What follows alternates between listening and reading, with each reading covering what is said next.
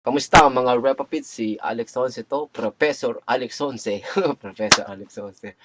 So, video na to ay tungkol sa mga bagay-bagay na hindi natin masyadong maririnig, matututunan sa kung sino, kahit mismo sa mga magulang natin. Hindi ito basta tinuturo. Hindi mo rin basta makikita to or tinuturo sa school. Parang gano'n. Tamang, siguro sa college, tinuturo to. Pero, ewan ko lang. Pero usually, yung mga ganitong things ay natututunan, it's either online or sa mga paid at free seminars. Ang tanong, ilang porsyento ba sa atin na mga regular or average Joe umaattend ng paid at free seminars? Ilang percentage?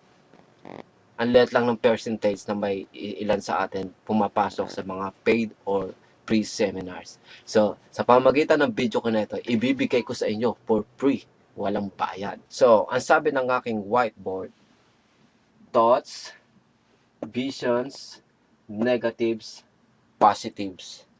Tapos sa baba, brain plus thoughts and visions plus cook plus drive equals question mark. Tapos sa baba nun, brain, tapos body, and then actions. Ano-ano nga ba to? Paano ko ba ipaliliwanag to? Pero bago tayo magpaliwanagan dito, babarahin ko na agad kayo sa negative at positive. Babasagin ko na agad yung mga maaring maiisip nyo. Ganito yan. Ang isang tao masyadong positive about things. Kadalasan sinasabi ng isang tao na kesyo smart kuno, sasabihin, huwag ka munang magbibilang ng itlog nang hindi pa nangingitlog ang isang manok. Huwag ka munang babasag ng itlog o huwag mong pilit basagin ang itlog nang wala pa namang nangingitlog na manok. Di ba? Negative man or positive, ganito yan. Kapag tayo, ang thoughts at vision natin sa buhay sa kahit anong paraan, kapag thoughts at vision natin ay negative, ganun na mariregister sa utak natin at once na na-register na yung ganung klaseng is either negative or positive, iyon na magdadrive sa katawan natin na kumilos base sa kung ano man naging thoughts and vision natin, negative man or positive. So, naging negative ka, naging negative ang thoughts at vision mo, yung magiging action ng katawan mo ay negative. At syempre, ang magiging result ay negative. Kapag naging positive tayo, lalo na super positive tayo sa mga things, kung ano yung kung gaano tayo ka-positive, ganun din magiging action ng mga katawan natin. Ganun din magiging diskarte natin, magiging positive tayo at magiging result ay magiging positive din. Ganito yung isa pang mga definition dyan. Ang isang mayaman, lalong yumayaman. Ang isang mahirap, lalong naghihirap. Alam niyo kung bakit? Kasi ganito nga yan, base pa rin sa negative positive. Ang isang mahirap ay may pangmahirap na pag-iisip or may pangmahirap na thoughts and vision sa buhay. Tapos, siyempre, meron silang pangmahina or pangmahirap na thoughts and visions, ganun lang din ang magiging action ng katawan nila, pangmahirap. At siyempre, ang magiging result ng mga ginagawa nila ay pangmahirap lang din. Ang mayaman lalong yumayaman dahil nga meron silang mayamang pag-uutak. Meron silang mayamang pag-iisip, thoughts and visions. Kaya nagiging aksyon ng katawan nila, nagiging diskarte nila sa buhay nila sa kahit anong klaseng paraan ng buhay nila. Kung masyado silang positive, nagiging ganun din ang nagiging action at result. Pangmayaman na action at pangmayaman na results. So, ganun yan. Pero meron pa mga other definition dyan na kung saan i-explain ko sa isang segundo. So, ano nga ba ang third definition ng negative and positive? So, in-explain ko na kanina kung paano ba nangyayari ang mga negative and positive sa dalawang paraan. Ngayon, yung isa pang third definition ng negative positive ay ganito yan. Sa tuwing tayo ay nag-iisip or sa tuwing nagkakaroon tayo ng thoughts and visions na negative,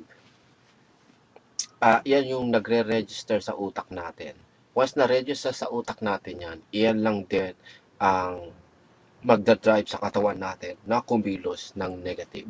Kaya magiging resulta sa buhay natin, saka sa kung anumang thoughts and vision na ginagawa natin sa buhay natin, magiging negative lang din. So, ganito yan. Nangyayari yung mga negative things na yan kapag tayo nagsasalita ng mga bagay na hindi naman natin masyadong iniintindi o nalalaman o hindi natin masyadong pinag-aaralan bago natin sinasabi, binibigkas.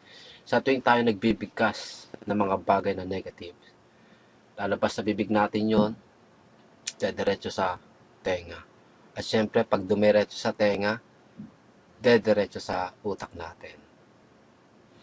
Tapos noon, syempre, pag dumiretso sa utak natin yon, mariregister sa utak natin yon. Pero bago tayo lumagpas pa sa sinasabi ko, ganito muna yan. Nagsalita ka ng negative. Hindi ko alam yung test, babagsak ako. Hindi ko kaya yung trabaho na yan. Hindi ako magkakaroon ng ganitong trabaho, hindi ako kikita ng ganyang kalaki dahil wala naman ako pinag-aralan, mahina ako, ganito, ganyan. Hindi ko kaya magkaroon ng bahay sa loob ng ilang panahon lang. Kung saan, lang kinikita ko, ganito, ganyan. Paano ako makakaipon ng 5 million, 3 million para sa isang magandang bahay, parang gano'n. Kasi lahat na lang yata ng negative, naisip mo na. Naisip mo na at sinabi mo na. So, lahat ng negative na sinabi mo, pak, dediretso sa tenga, pang. Tapos noon, pupunta sa utak. Pero bago pumunta sa utak yan, ipaliwanag muna natin yung utak. Ang utak natin, may kanya-kanyang chamber yan. Merong isang very intelligent na utak o chamber ng utak natin. Meron naman isang smart, meron naman smartest na chamber, at meron ding chamber dyan na either weak or mahina. Pero kung tutusin, ganito yan, yung weak na yon, weak chamber ng utak natin, ay hindi naman sa totally tanga or bobo. Walang utak na tanga or bobo. Pero, ganito nangyayari na. Ang utak kasi sa ilang part ng utak natin, meron mga trained at untrained na chamber sa utak natin. So, nag-gets nyo yun. May mga chamber ang utak natin na smart, na medyo smart pero hindi ganun ka-smart. Meron naman yung mahina or untrained na parte ng utak natin. So, sa tuwing nagkakaroon tayo ng negative things or negative thoughts and visions, sa tuwing nagbabagsak tayo mula sa ating bibig, diretso sa tenga natin. Tapos, pupunta ngayon sa whatever chamber ng utak natin. Paano kung nagkataong yung route nung negative na sinabi mo, na narinig mo, mga thoughts and visions mo na nakikinita mo, dumiretso sa chamber na pinaka-weak or mahina or untrained. Mangyayari ngayon nun, syempre, yun ang maluluto sa utak, yun ang mariregister sa utak natin. Once naluluto yan, para lang siyang pagkain na naluto na kung saan ready to serve. Ngayon, sino kakain ngayon nung niluto nating negative and positive sa mga sarili natin? Ang kakain nun ay yung parang dugo natin, yung blood vessels natin, dediretso yun sa katawan natin. Pag dumiretso sa katawan natin yun, siyempre yung katawan natin kikilos base sa kung ano man yung ipinakain natin sa utak natin. Base sa kung ano man yung na-distribute sa blood vessel natin. Parang gano'n. So, pinakain mo yung utak mo ng negative, ganun lang din ang madidistribute sa katawan natin. At ganun lang din ang magiging actions ng katawan natin. Nagsalita ka ng negative, mga nakikinita-kinita mo, mga narinig mo, lalo na yung mga pinagbibigkas mo negative, ganun ang magre-register sa utak mo na kung saan ida-drive yung katawan mo na kumilos ng negative. Kaya meron ditong brain, thoughts and visions, cook, and then drive. Tapos yung equals ay tatlong question mark. Kasi nga, mangyari nun, it's either negative or positive ang magiging resulta. So, siyempre, kung nagsalita ka ng positive naman, kanina nasa negative ka, kunyari, sinulat mo sa papel. Tapos sinulat mo na rin sa isip mo to. Everyday nagigising ka, matutulog ka, sinasampal mo sa mukha mo to, sinasampal mo sa isip sa mukha mo to, na keso, sa loob ng 5 years, ganito na dapat mangyayari sa akin. Sa loob ng 3 years, dapat may bahay na ako, nakabili na ako dapat ng bahay. Tapos sa loob ng 5 years, magpapakasal na ako. Tapos starting today, ganitong klaseng trabaho ang meron ako. at ganitong klaseng kalaki ang perang kinikita ko at ganito lang din ang magiging savings ko sa loob ng isang taon. Tapos within 5 years, ganito na kalaki ang pera ko, ganito ganyan. As in, meron kang tamang plans, tamang goals, tamang pangarap. Kumbaga, panalo, kumbaga, positive na pangarap ang ginagawa mo.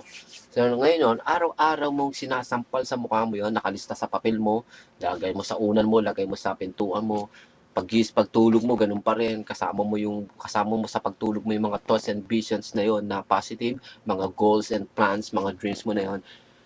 The more na ginagawa natin yan, tapos sinasabi pa natin araw-araw, uy, alam mo, sinabi mo sa ibang tao, uy, alam mo, ganito, plano ko, ganito, ganyan.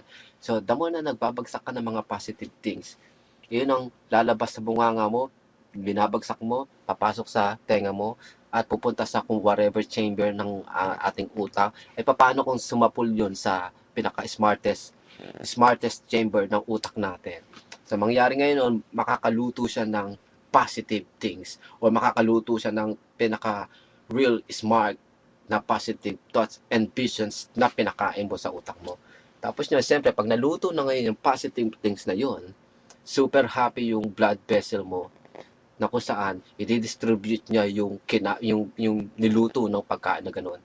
At yung katawan mo, a-action din ng gano'n ka-positive, gano'n kayaman, tulad nung sinasabi mo sa isip at sinusulat mo sa papel yung mga goals, plans, dreams mo. So, magiging result ngayon yun, siyempre, positive yung ano mo, positive yung naging action ng katawan mo, edi magiging positive din ang results. So, iyon ang pangatlong definition ng negative and positive. So, i-recap natin. Pag masyado tayo nagiging positive, lumalabas, sinasabi ng mga regular or ng mga average Joe, huwag ka muna magbibilang ng itlog nang hindi pa nangingitlog ang manok. Di ba? Huwag ka munang babasag ng itlog dahil wala ka pa namang babasagin, dahil wala pang manok na nangingitlog. Di ba? Pag tayo ay may thoughts and vision na negative, ang magiging action ng katawan natin ay negative at magiging result ay negative. At syempre, kabaliktaran ng positive, ganoon lang din mangyayari. Ngayon, yung another definition nun, second definition, ang isang mayaman lalong yumayaman, ang isang mahirap lalong naghihirap. Dahil ang isang mahirap, kaya lalong naghihirap yon, ang thoughts at vision nila ay pang mahirap. Kaya nagiging action ng mga katawan nila, mga nagiging diskarte nila ay pang mahirap.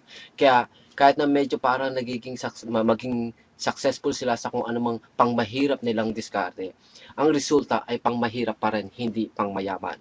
Ang isang mayaman, lalong yumayaman, lalong nagiging milyonaryo dahil from the very start pa lang, ang yaman na ng utak nila, ang yaman na ng mga isip nila. Meron silang ganung kayamang utak, ganung kayaman na utak, kaya nagiging kilos ng katawan nila ay ganun din kayaman. At nagiging resulta, pinakakulelat, yung magiging mayaman din. Yung pinaka-maximum ay magiging milyonaryong diskarte, milyonaryong ang results. Ganun yon. So, yung third definition naman, kung ano man yung sinabi mo, iyon ang mangyayari sa iyo. Negative or positive, iyon ang mangyayari sa iyo. Lumabas sa bunganga mo, binigkas mo, binagsak mo, marinig mo sa sarili mo, at pati yung mga thoughts and visions ng mata mo, na kaya so, ganito, 5 years, ganito mangyayari sa iyo. Nakikinita mo na, ganito, ganyan. Yan din, pupunta sa utak natin, sa whatever chamber ng utak natin, at iyon, maluluto yun. Negative or positive man, iyon ang malulutong pagkain ng utak natin na i-distribute sa blood vessel or sa katawan natin, na kung saan ang katawan natin a-action base sa kung ano man yung pinalamon mo sa utak mo. So, iyon ang tatlong definition ng negative and positive. Kung feeling nyo interesting, informative tong video na to, i-click nyo yung like button at mag-subscribe kayo, di ba? Share nyo tong video ko. The more na ginagawa niyan, the more kayo makakita ng mga ganitong things na hindi basta tinuturo ng nanay mo, ng tatay mo, ng kapatid mo, ng tita mo, ng tito mo, ng lolo mo, ng lola mo, ng kung sino pa man. Kahit sa school nga, hindi basta tinuturo to. Maaaring tinuturo to sa college, pero maaaring iba yon, tsaka iba rin yung sa akin dahil itong ginagawa ko ay pang Gete version at mas madaling intindihin kaysa yung super super sophisticated na information na hindi mo masyado magets. Tsaka isa pa, itong mga ganitong klaseng pag-aaral or ganitong klaseng information ay usually nakukuha to sa libro o kaya sa mga paid or free seminars. Ang tanong, ilang percent ba sa mga average Joe ang uma-attend ng free or paid seminars? Babae, lalaki, bata, matanda, sino ba ang uma-attend doon? 'Di ba? Mas malaki ang percentage na lahat sila negative kaya walang pumapasok sa ganun, 'di ba? So ganun 'yon. So this is something to think about.